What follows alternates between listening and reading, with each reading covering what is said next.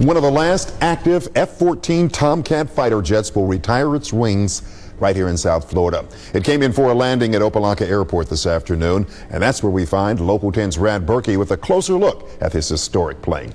Well, Dwight, the F-14 Tomcat is one of the most storied fighters in military history. And thanks to Tom Cruise, it is also making movie history. Remember Top Gun. This F-14 today made history itself on its final flight here to Locka Airport.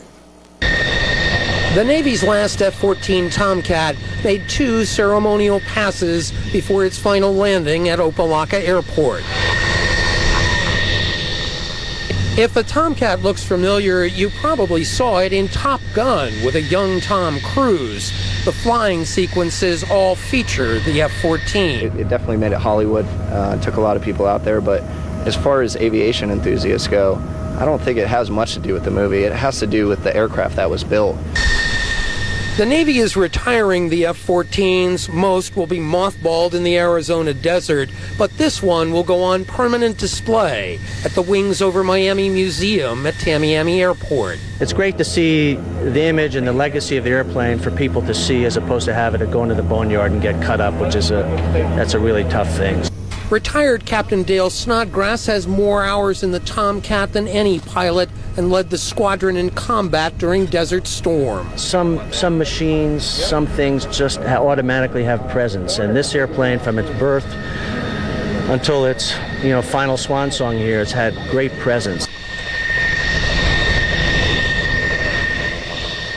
And it's almost impossible to stand next to this aircraft and not want to jump in the cockpit and put on your Ray-Bans and make one more pass around the tower, or perhaps chase Kelly McGillis or sing a few bars of You've Lost That Lovin' Feelin'. But I won't. Reporting live from Locka Airport, Brad Berkey, Local 10 News. Oh, Brad, you're getting us all steamy in here. It would be interesting if you did any one of those. Brad, if it's going to be on display at Tamiami, why didn't they fly it into that airport? The airport at Tamiami is just too short. That's why it had to come in here to Locka. What's going to happen now over the next couple of weeks is they will actually take off these swept back wings, take off the tail, load everything onto a flatbed truck or 2, and make the trip down to Tamiami Airport to the Air Museum down there, where we can all see it. All right, well, Brad, you put those glasses back on and dream a little tonight. Have fun. I'm going to have a ball. Have a good night. Or at least take some pictures. Brad Berkey live in Locka. He's in his element. He's excited.